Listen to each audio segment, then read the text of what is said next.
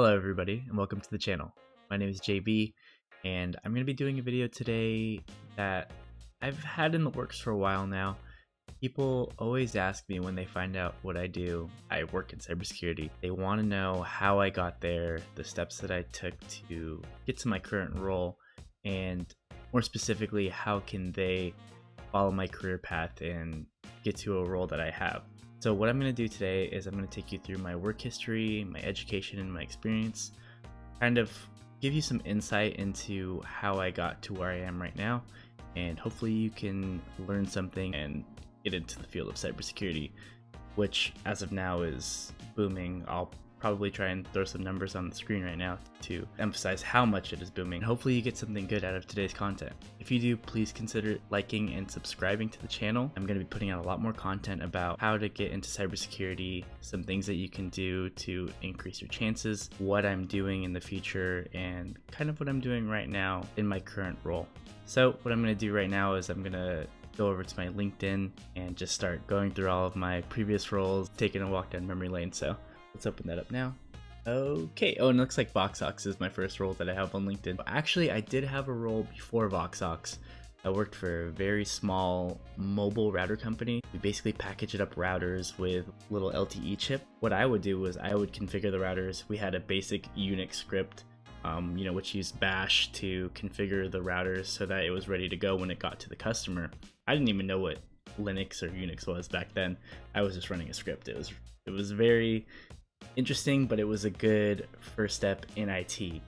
So what I would do was I would run that configuration script, I would package up each box, I would ship it out to the customer, and I would make sure that I did every box just perfectly, and I got paid $13 an hour. So that was my first role in IT, and that lasted about 4 or 5 months before I realized that $13 an hour was not going to cut it. So after that, VoxOx is where I made my next stop. That is a small voice over IP or VoIP company. It's a startup. I believe it's still in the startup phase. It was when I was there, at least. That's located here in San Diego. I started as a help desk support tech. So as the description says, I handled all of the support calls. I would do a lot of troubleshooting, asking, did you reboot it?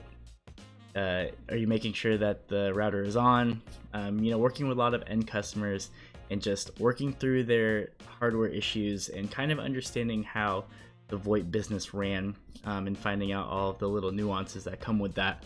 I felt like I was out there helping people fix their IT problems, and I got to work with a really fun team, some of who I still keep in contact with today, so can't complain about that first job.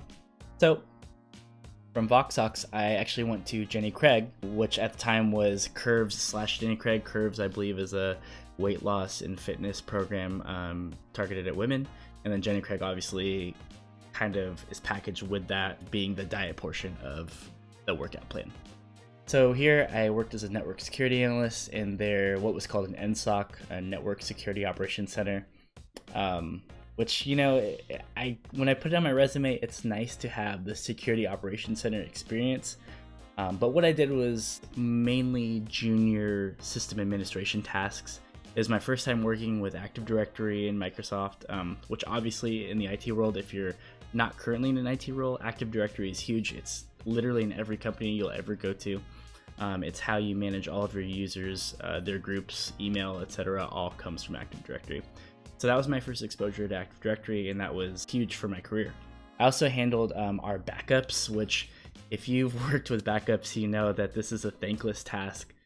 People do not volunteer to do backups, and I actually did because I was brand new to IT pretty much, and I didn't know what it entailed. I won a lot of good favor with my manager and with the director for taking on net backup, and it was not fun. It was not worth it. But so from there, I went to PlayStation, which is the shirt that I'm currently rocking, which I got there. I first came onto PlayStation as an IT systems administrator. This was a title that didn't quite match the job description. What I did mostly as an IT system administrator was I cleaned up a lot of user and group issues in Active Directory, which, as I mentioned before, was a great foundation that I established early in my career. On top of that, our primary role as the job evolved became Okta system administration.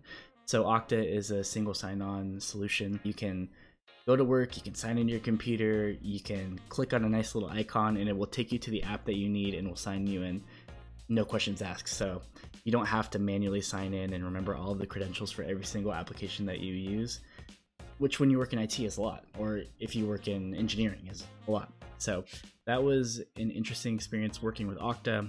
We onboarded apps. I worked with app owners and engineers to make sure that everything ran smoothly. And that was an awesome role. I can't complain about working at PlayStation. In December of 2018, I got my first official security role in the Security Operations Center. So there we did, if you've watched any videos or read at all about Security Operations Center, we did the normal SOC stuff. We work in Splunk a lot, we got alerts, we triaged those alerts and escalated them to the appropriate teams so that they could get resolved. We were 24/7, so I worked a lot of night shifts. This is my first experience working in security with night shifts. If you're getting into security and you're going to be working in the Security Operations Center, be prepared to work the graveyard shift. That's something that it's kind of like a rite of passage. If you're going to work in the SOC, you have to do it.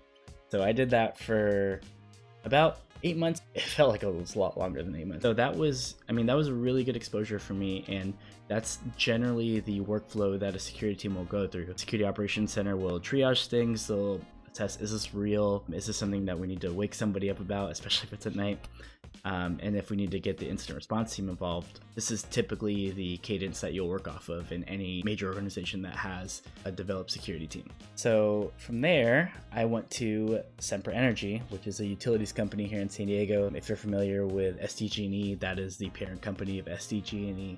I got an offer there as a cybersecurity analyst in July of 2019, and it did pay substantially more than I was making at PlayStation, which is, for me, I still feel like I'm new in IT, and it was very exciting for me. So here, working in the SOC, I did more of the same, but we were responsible for 24/7 monitoring and alerting. Like I said, guys, to work in the SOC, prepare yourself to work graveyard shifts, because I did this for about 2 years. Here on LinkedIn, it says 2 years and 1 month.